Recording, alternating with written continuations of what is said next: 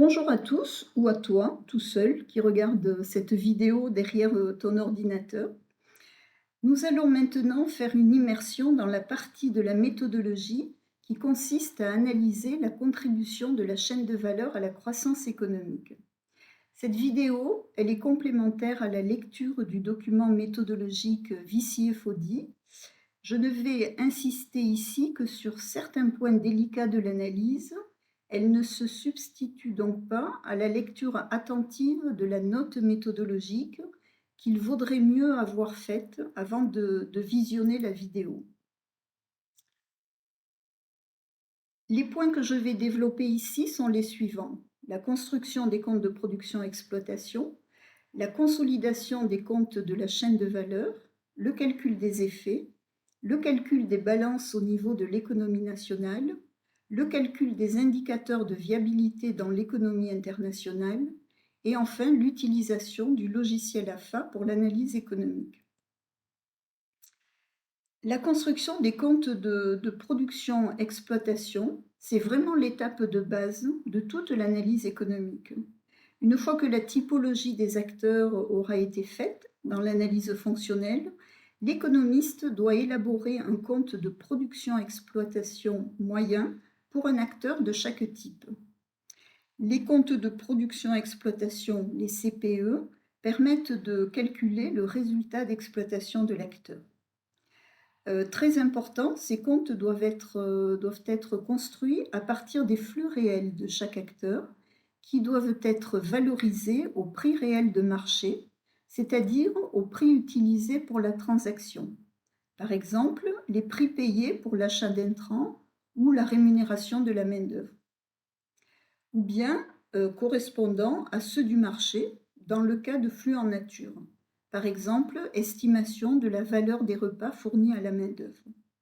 Une exception est faite pour l'autoconsommation du produit par les exploitations agricoles qui ne correspondent pas à un flux financier réel, mais qu'il faut estimer et ne pas se limiter aux seules ventes. Une convention importante, la main-d'œuvre familiale ne doit pas être valorisée dans le compte puisqu'il n'y a pas de rémunération réelle. Il ne faut pas utiliser de coût d'opportunité du travail dans les comptes. J'insiste là-dessus car ça ne correspond pas toujours aux pratiques habituelles des experts. On considère à Vici-Fodi que c'est le résultat d'exploitation qui est le solde du compte d'acteur qui mesure le bénéfice réel de l'exploitation et informe donc sur la rémunération exacte de la main-d'œuvre familiale. Voici la structure d'un compte de production-exploitation. À droite, en ressources, on a la valeur de la production, qui est donc composée des ventes du produit dans ses différentes formes et éventuellement des sous-produits, de l'autoconsommation, estimée en général à partir de la valeur unitaire des ventes, et de la variation des stocks si nécessaire. En effet, parfois, certains acteurs vendent moins qu'ils ne produisent certaines années, car ils stockent, ou l'inverse, car ils déstockent. On a aussi en ressources les subventions d'exploitation que l'État peut verser à certains acteurs. À gauche du CPE, on a tous les coûts, les dépenses effectuées, l'achat de biens et de services, les salaires et autres rémunérations versées, éventuellement les loyers de la terre et les royalties payées aux propriétaires, les frais financiers payés aux banques et aux assurances, les taxes payées à l'État.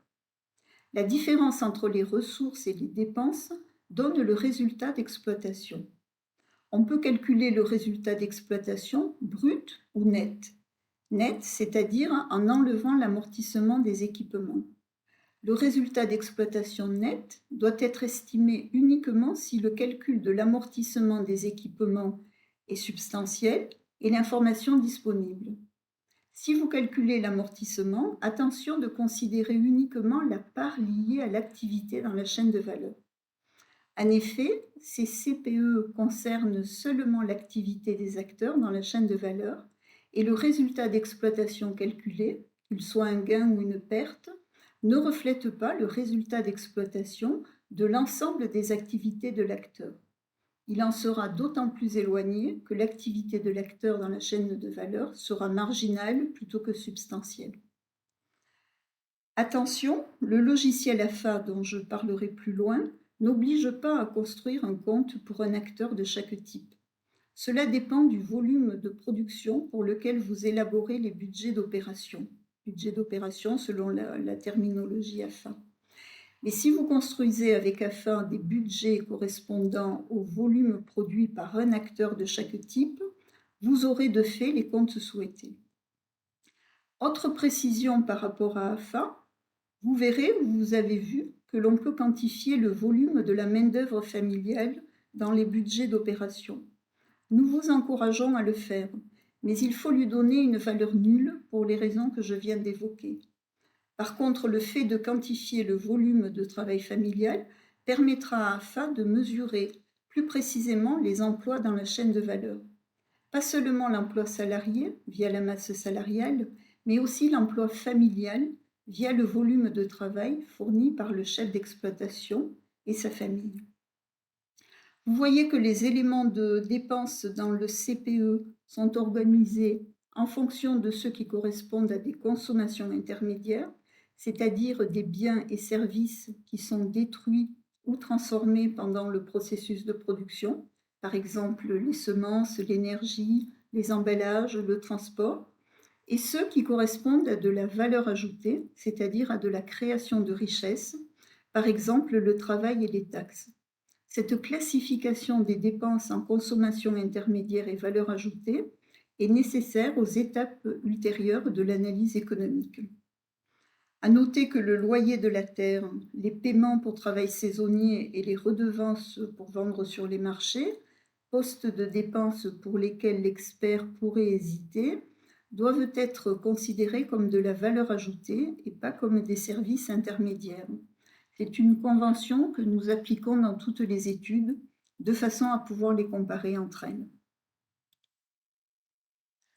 Ici, je vous montre une petite animation qui montre comment le résultat d'exploitation est déterminé par les éléments de ressources et de dépenses dans le compte.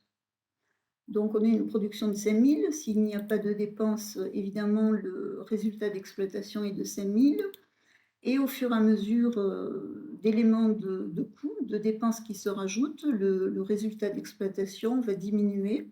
Donc, si j'ai 200 de semences améliorées, je vais avoir un résultat de seulement 4 800. 500 de produits phytosanitaires, le résultat passe à 4 300. 100 d'emballage, il va passer à 4 200. Si je verse 2 000 de salaire, il va bien diminuer, passer à 2 200. Des frais financiers aux banques, il passe à 1 800. Des taxes aux institutions publiques à 1 500. Et si j'ai en ressources des subventions directes, ça va se rajouter, le résultat d'exploitation va passer à 2200. Je regroupe les éléments de consommation intermédiaire et puis les éléments de valeur ajoutée pour pouvoir continuer l'analyse. Voici une autre animation qui illustre la structure des comptes de production-exploitation et le calcul du revenu d'exploitation. Donc, j'ai un agriculteur, par exemple, de type 1. Voici la valeur de sa production. Il effectue un certain nombre de dépenses pour réaliser cette production, du fumier, des engrais, des produits phytosanitaires, des semences. Il paie un loyer pour la terre, il verse des salaires, des frais financiers, des taxes. Tout ça, ça constitue ses coûts. Et la différence entre la valeur de sa production et ses coûts, eh bien, c'est le résultat d'exploitation qui est positif. C'est un revenu et pas une perte d'exploitation dans ce cas. Pour le transformateur de type 1, c'est la même chose, donc la valeur de sa production. Une partie de ses coûts, ça va être le produit agricole de la chaîne de valeur qu'il va acheter aux agriculteurs, mais aussi de l'énergie, des produits chimiques, des salaires, des frais financiers, des taxes. Et la différence entre ses coûts et sa production, ça va être son résultat d'exploitation.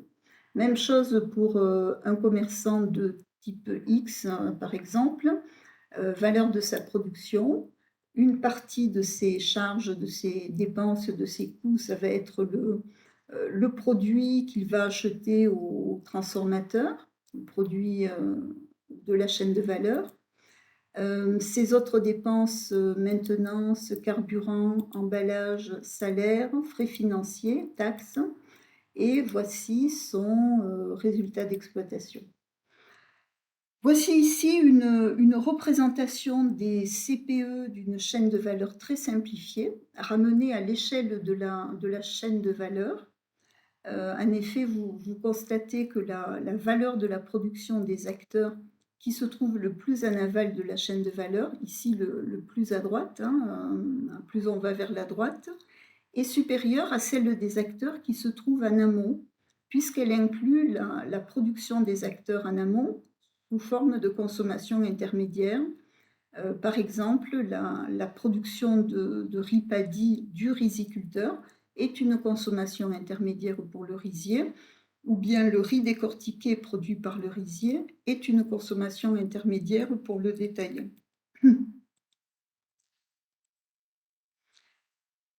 Je passe à un autre élément de difficulté qui est la consolidation des comptes de la chaîne de valeur. C'est un point aussi très important de l'analyse économique. L'idée étant de consolider l'ensemble des comptes de la chaîne de valeur, des acteurs de la chaîne de valeur, en un compte unique, le compte consolidé de la chaîne de valeur. Il s'agit de fusionner les CPE de tous les acteurs de la chaîne de valeur par type en un seul compte, regroupant tous les flux engendrés par la chaîne de valeur, afin d'évaluer l'impact de la chaîne de valeur sur les acteurs et sur l'économie.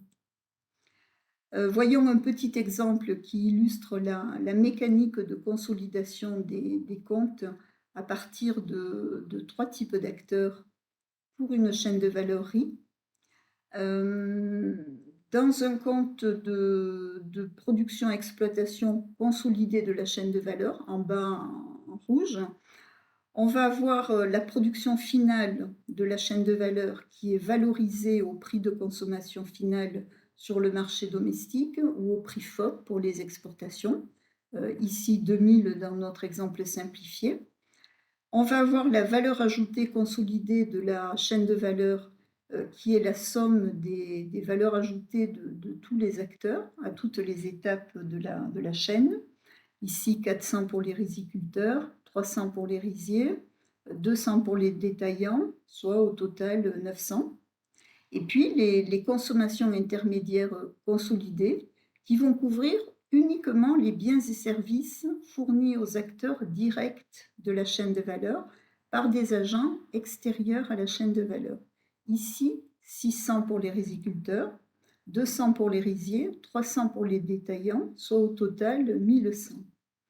Vous noterez donc, et ceci est très important et peut-être source d'erreur pour certains experts, vous noterez que le produit de la chaîne de valeur qui circule tout au long de la chaîne n'apparaît pas comme une consommation intermédiaire dans ce compte consolidé.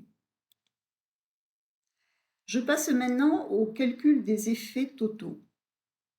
Alors, vous savez que la croissance dans un pays est mesurée par le PIB, c'est-à-dire la valeur ajoutée totale produite par la chaîne de valeur.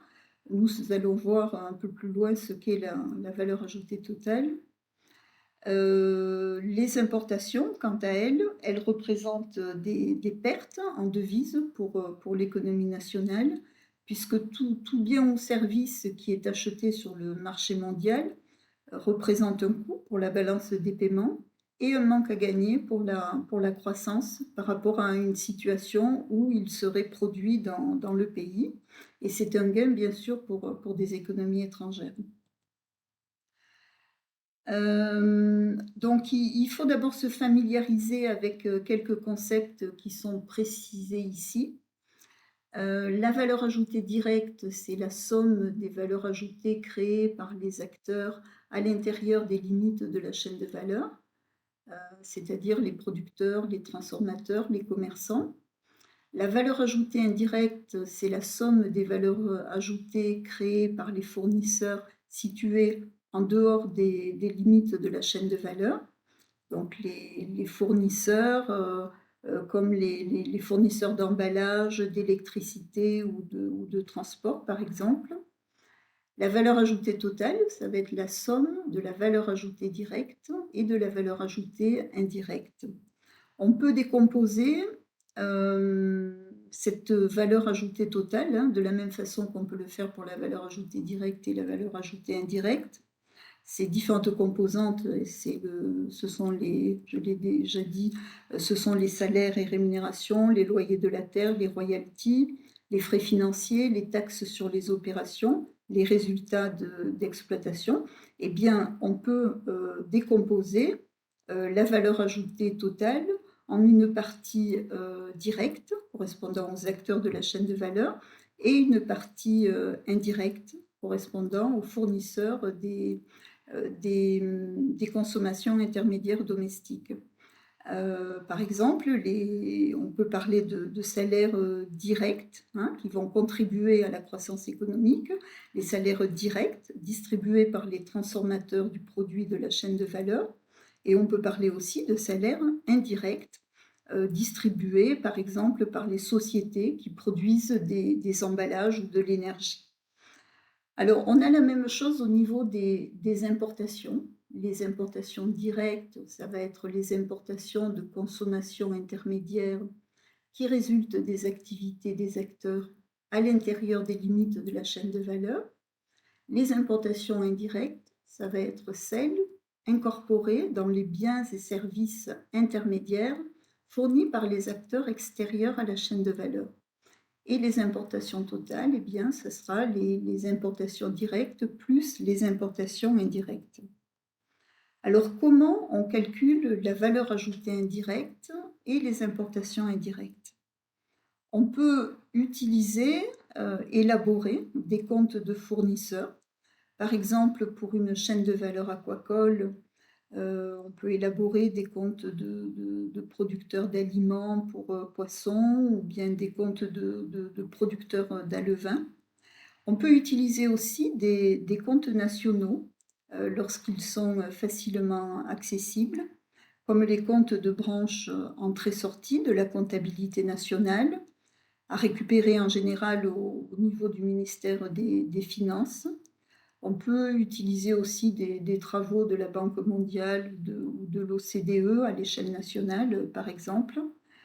Donc on va utiliser ces coefficients, ces structures de comptes, qu'on les ait constituées soi-même ou bien qu'on ait utilisé la comptabilité nationale.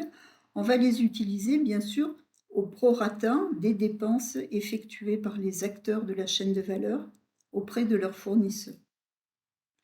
Alors, une précision importante, c'est que ce calcul de valeur ajoutée indirecte et d'importation indirecte n'est à faire que pour les principales consommations intermédiaires, c'est-à-dire celles qui constituent une part substantielle de la valeur totale de la production, pour ne pas perdre de temps sans améliorer significativement l'ordre de grandeur des résultats.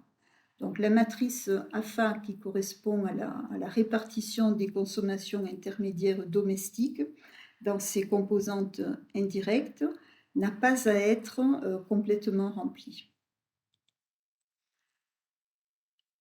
Au total, la production de la chaîne de valeur, pour récapituler l'ensemble, elle peut être ventilée en importation directe, consommation intermédiaire domestique et valeur ajoutée directe, valeur ajoutée des acteurs de la chaîne de valeur.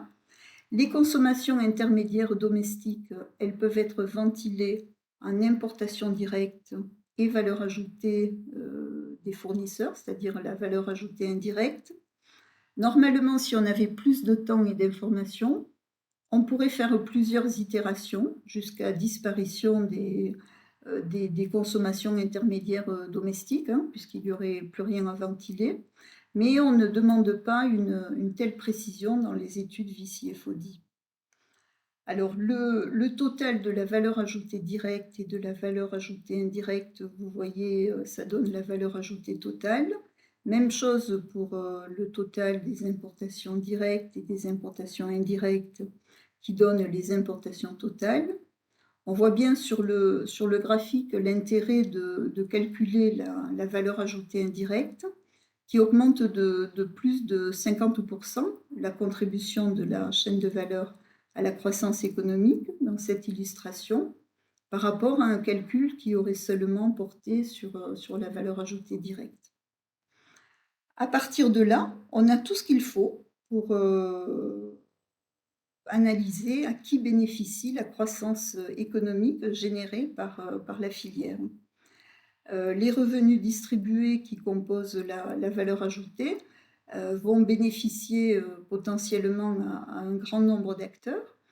Les acteurs de la filière, bien sûr, hein, les acteurs directs, les producteurs, les transformateurs, les commerçants, mais aussi la main-d'œuvre, les banques, l'État, les propriétaires terriens, les fournisseurs, comme on l'a vu aussi. Mais ça va faire l'objet de l'inclusion, de l'analyse de l'inclusion et donc d'une autre présentation, d'une autre vidéo. Je passe à un autre point de difficulté qui est le calcul des soldes au niveau de l'économie nationale. Alors, parmi les indicateurs à calculer pour analyser les effets de la chaîne de valeur, il y en a deux qui sont plus difficiles à comprendre par certains experts. En général, les experts n'ont pas de problème avec la contribution de la chaîne de valeur au PIB ou avec le taux d'intégration dans l'économie nationale, ces indicateurs-là. Mais la contribution de la chaîne de valeur aux finances publiques et à la balance commerciale est plus problématique. Ces deux indicateurs, ce sont des soldes, des balances, des différences entre plusieurs valeurs. L'un de ces indicateurs, c'est donc le solde pour les dépenses publiques. Là, il va s'agir de calculer la différence entre les recettes publiques, que constituent les taxes totales, et les dépenses publiques, que constituent les subventions et d'autres charges publiques. Par exemple, la partie annuelle de dépenses pour des infrastructures publiques qui vont bénéficier à la chaîne de valeur. Ça peut être considéré comme une partie des dépenses publiques. Et on va ajouter d'éventuels résultats d'exploitation d'entreprises publiques qui opèrent dans la chaîne de valeur. Alors, si je vous montre une petite animation, donc là, on a les taxes, les subventions, les revenus d'exploitation, exemple très simplifié. Donc, je fais la différence entre les taxes et les subventions. Et puis, je rajoute les revenus d'exploitation. Et donc ça, c'est le solde pour les finances publiques imputable à ma chaîne de valeur. En général, ce sont des recettes et des dépenses pour le budget de l'État que l'on considère, mais on peut tenir compte aussi de recettes et de dépenses pour les collectivités territoriales dans ce calcul. L'autre indicateur, c'est le solde de la balance commerciale de la chaîne de valeur. L'importation de consommation intermédiaire représente des pertes de devises pour l'économie nationale, alors que les exportations de la chaîne de valeur, le cas échéant, apportent des gains en devises. Et donc la différence entre les deux, ça va être la balance commerciale de la chaîne de valeur. Donc petite animation. Voilà, je fais la différence entre les deux. Je passe maintenant au calcul des indicateurs de viabilité dans l'économie internationale. C'est vraiment une partie de l'analyse économique qui peut poser problème aussi aux experts quand ils ne sont pas familiarisés avec le référentiel dont découle cette partie de l'analyse économique. Cette partie de l'analyse va consister à mesurer et à analyser des indicateurs en remplaçant, en substituant certains prix de marché des facteurs de production dans le pays par des prix théoriques qui vont mieux refléter leur état de rareté, leur productivité et leur valeur pour la collectivité. Alors là, on change complètement, je dirais, de planète économique. Vous avez compris que le référentiel derrière le calcul des effets totaux dans l'économie nationale est plutôt nationaliste dans le sens où il vise à privilégier la production domestique puisque les importations sont considérées comme une perte pour l'économie nationale. On est ici proche d'un référentiel plutôt libéral, en ligne avec la théorie des avantages comparatifs, ouvert sur les échanges à l'échelle mondiale. Et c'est vraiment le croisement de ces différentes perspectives qui enrichit l'analyse économique de la chaîne de valeur. Alors, un peu de théorie, rapidement. Dans une économie dite efficace, ce sont les prix qui permettent l'allocation des ressources, des facteurs de production de la façon la plus satisfaisante efficiente pour la société. Donc les prix sont censés refléter l'état de rareté des ressources dans ce monde idéal représenté par la courbe de l'offre les courbes de l'offre et de la demande. Mais souvent, les prix de marché ne jouent pas ce rôle de régulation parce qu'il y a des distorsions dans l'économie, parce qu'il y a des interventions qui peuvent être assez importantes de la part de l'État. Il peut y avoir peu de concurrence, des situations de monopole, d'oligopole, de l'asymétrie d'information, notamment par rapport au prix. Donc des interventions de plusieurs natures de la part du gouvernement, comme des taxes, des subventions, une surévaluation ou une sous-évaluation du taux de change, plusieurs types de mesures de régulation, des quotas, etc. Donc l'allocation des ressources par les acteurs de la chaîne de valeur n'est plus efficace, hein. Les prix ne peuvent plus jouer leur rôle et il faudrait corriger ces distorsions en utilisant des prix théoriques, des prix de référence pour vérifier si les ressources sont efficacement allouées. Alors je ferme maintenant cette parenthèse théorique qui est là seulement pour faire un peu comprendre la logique derrière cette partie de l'analyse, mais que nous mobilisons finalement que très partiellement à Vichy-Foddy. Alors si je reviens à Vichy-Foddy, on va mesurer des indicateurs de viabilité qui permettent d'analyser la compétitivité, la viabilité de la chaîne de valeur dans l'économie nationale.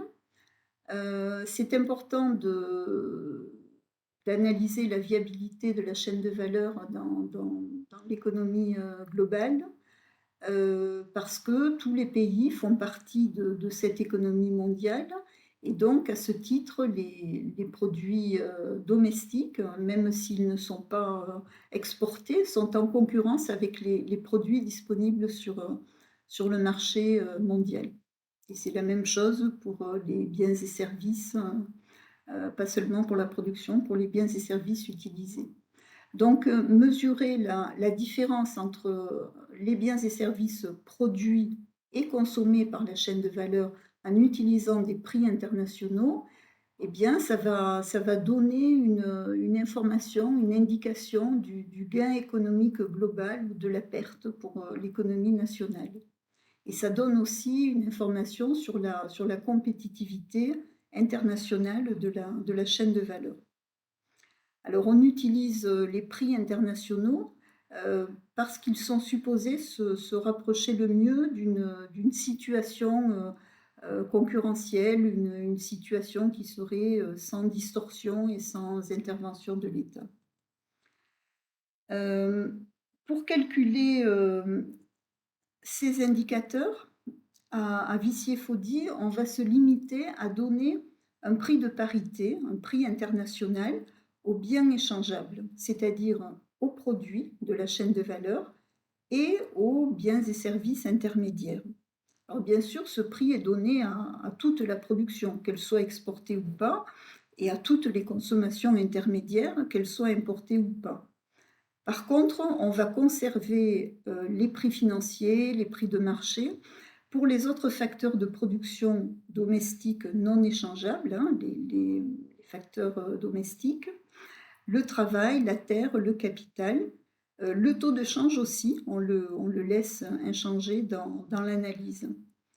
Alors une des raisons à cela, hein, le fait qu'on utilise seulement des prix internationaux de parité pour la production et pour les consommations intermédiaires, et pas pour les autres facteurs de production, c'est que les spécialistes ne s'entendent pas pour donner des prix de référence ou des prix économiques à ces autres facteurs de production, et aussi que l'on souhaite rester au plus près des flux réels, comme expliqué dans l'analyse financière en début de présentation. Alors ce qu'on fait aussi, bien sûr, c'est qu'on élimine les transferts entre acteurs qui ne correspondent pas à une création de richesse. On va éliminer les taxes, les subventions, les loyers de la terre et les flux financiers. J'ai parlé de prix de parité. On utilise des prix internationaux, des prix de parité, c'est-à-dire qu'on va considérer des prix au même stade de la chaîne de valeur, à des points de parité, hein, pour que les prix internationaux puissent être comparés aux prix dans le pays. Il ne s'agit pas de comparer, par exemple, un prix de marché Borchamp à un prix international à la frontière du pays. Il faut tenir compte des coûts d'acheminement. Le prix de parité peut être le prix à la frontière du pays ou bien le prix Borchamp. Mais dans les deux cas, il faut qu'on compare au même endroit de la chaîne de valeur. Le prix international, il doit être vu comme un prix alternatif au prix domestique. Alors, une animation qui vise à mieux faire comprendre la logique de cette analyse. Donc là, j'ai la valeur de ma production au prix nationaux, prix domestique, prix de marché à l'intérieur du pays, et puis ces différentes composantes. Alors, on va d'abord annuler les transferts, donc ce qu'on considère comme transferts, les subventions, les frais financiers et puis les taxes. Et puis, je vais donner un prix international aux biens échangeables, à certains biens échangeables, dans le cas où le prix international serait supérieur ou inférieur au prix domestique, au prix de marché. Alors, je peux... Voilà. Le prix du carburant, son prix international est plus faible que le prix de marché dans le pays, hein. Le carburant, on peut imaginer qu'il est fortement taxé, donc je lui donne son prix international. Pour les produits phytosanitaires, hein, et puis l'engrais, c'est le contraire. Ce sont des produits qui sont subventionnés dans le pays et donc le prix international est plus important que le prix de marché. Pour l'énergie, c'est un peu la même chose que pour le carburant, hein. C'est un prix international qui est plus faible que le prix de marché puisque l'énergie est taxée. Voilà, donc je reconstitue le compte de ma chaîne de valeur à partir des nouveaux prix, hein, des prix internationaux pour les facteurs pour lesquels j'ai transformé les prix de marché en prix internationaux. Donc voilà, je fais ma petite cuisine.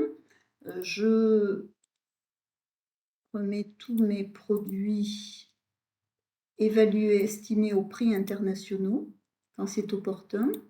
À droite, voilà. J'empile tout ça.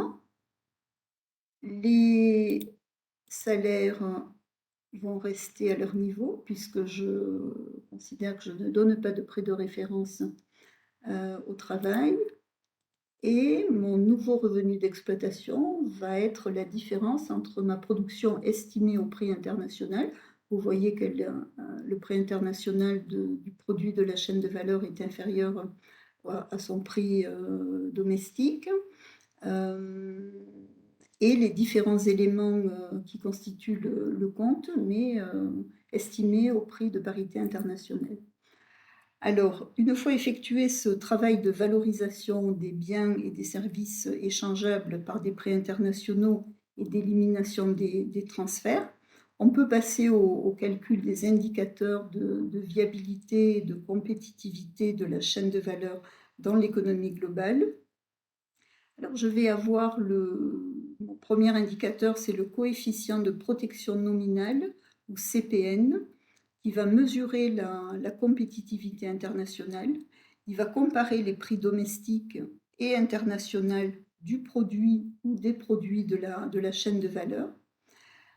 Si le CPN est supérieur à 1, ça va vouloir dire que la valeur domestique du produit est supérieure au prix du marché est supérieur au prix du marché international. Cela veut dire que la rémunération globale de la chaîne de valeur est plus élevée que celle qu'elle aurait en appliquant le prix de parité international. D'une certaine façon, le marché domestique est protégé et le produit de la chaîne de valeur n'est pas compétitif par rapport à des produits internationaux similaires. On peut mesurer aussi le coefficient de protection effective, je n'ai pas fait figurer sur ce slide, le CPE, le coefficient de protection effective, le CPE, qui informe, lui, sur l'impact des politiques, pas seulement sur les prix du produit, mais aussi sur le prix des biens et services intermédiaires échangeables. Et vous trouverez la formule, je crois, dans le document méthodologique. L'autre ratio important, c'est le coût en ressources domestiques internes, le CRI ou CRD comme coût en ressources domestiques, qui donne une indication du gain ou de la perte économique globale pour l'économie nationale générée par la chaîne de valeur. Il va mesurer la valeur des facteurs domestiques nécessaires pour gagner une unité de devise. Il renseigne sur la viabilité et donc sur la durabilité de la chaîne de valeur. Le CRI, il compare deux choses. Il compare le coût interne réel pour l'économie issu de la rémunération réelle des facteurs domestiques non échangeables, comme la main-d'œuvre, le capital, la terre, les biens environnementaux peuvent rentrer dans ce calcul. Donc, ces facteurs domestiques non échangeables mobilisés dans la chaîne de valeur, et il compare ce coût à la valeur nette créée au sein de l'économie, estimée en utilisant les prix de parité internationaux pour les consommations intermédiaires et la production, c'est-à-dire du point de vue de l'opportunité offerte par les marchés internationaux. Alors, quand on a un CRI inférieur à 1, c'est-à-dire que le numérateur est inférieur au dénominateur, ça signifie que la chaîne de valeur est viable dans l'économie mondiale, puisque la valeur des facteurs domestiques qui sont consommés est inférieure à la valeur économique qu'ils permettent de produire, du point de vue des marchés internationaux et compte tenu du niveau actuel de la rémunération des facteurs domestiques. Alors attention quand même à l'interprétation de ces indicateurs. Cette méthode, elle vise à localiser et à faire prendre conscience de la mauvaise allocation des ressources dissimulée par l'effet de l'intervention publique. Elle a pour but d'informer sur la façon dont on pourrait améliorer les résultats économiques de la filière, améliorer la productivité, innover, etc. Mais elle ne doit pas être utilisée pour éliminer toute politique des prix, prôner le libéralisme total. L'État doit continuer à jouer un rôle de pilotage dans l'orientation du développement agricole. Alors, dernier point de ma présentation, c'est le logiciel AFA, l'utilisation du logiciel AFA pour l'analyse économique. Donc vous savez que les calculs économiques peuvent être, effectués, à l'aide de feuilles de calcul ou d'un logiciel tel que AFA, Agri-Food Chain Analysis, développé par le CIRAD. L'utilisation de AFA n'est pas obligatoire, mais permet quand même que tous les experts travaillent de la même façon et facilite la comparaison des études. Donc nous vous encourageons vivement à utiliser AFA. Le logiciel AFA facilite l'organisation systématique des données à la fois physiques et économiques. Il garantit la cohérence, telle que l'équilibre entre les approvisionnements physiques des produits et leurs utilisations, ou celle du système des prix utilisé aussi. Il calcule automatiquement les indicateurs de rentabilité financière des acteurs, la valeur ajoutée, la durabilité au sein de l'économie internationale. Il permet de stocker des données en tant que système d'information. Une formation initiale est nécessaire pour l'utiliser et cette formation, elle est proposée à tous les experts économistes qui font une étude Vici-Fodi. Alors ici, c'est une représentation de la logique de structuration de l'information avec le logiciel AFA, qui permet de mesurer, à mon sens, de façon assez ingénieuse, deux données qui sont habituellement mal connues et difficiles à reconstituer dans les analyses de chaînes de valeur. C'est le volume des flux et le nombre d'acteurs. Le logiciel va déduire les flux de produits qui vont générer la valeur ajoutée. Il va les déduire à partir des volumes de production initiaux qui sont généralement disponibles au niveau des statistiques agricoles et des pourcentages de vente à partir de chaque type d'acteur. Et ça, c'est une information qu'on peut recueillir souvent par enquête. Le logiciel, il va déduire aussi le nombre d'acteurs dans l'économie nationale en divisant les volumes de flux par la taille des opérations des acteurs. Alors, AFA sert à réaliser les calculs demandés par Vici-Fodi. Il est accompagné d'un mode d'emploi, d'un guideline, mais attention, AFA permet aussi d'effectuer des calculs au-delà des seuls besoins de Vici-Fodi parce qu'il est utilisé dans d'autres circonstances, dans d'autres sphères. Il convient donc d'être bien attentive à ce qu'exige la méthodologie, au risque de mal utiliser son temps d'expertise et de produire une analyse qui ne sera pas comparable aussi à d'autres études. Donc, en fin de présentation, je voudrais dire qu'au final, dans sa dimension analyse économique, la méthodologie Vici-Fodi combine plusieurs méthodes et référentiels existants, vous l'avez vu, mais elle prend vraiment le meilleur de chacun sans exiger un développement méthodologique complet de chacun d'eux. Et c'est vraiment cette chose qu'il faut arriver à gérer quand on fait une analyse économique d'une étude Vici-Fodi, c'est qu'il faut arriver à bien dimensionner son analyse de façon à ne pas perdre de temps, comme je le disais tout à l'heure, à collecter des informations qui ne vont pas améliorer de façon conséquente la qualité des résultats.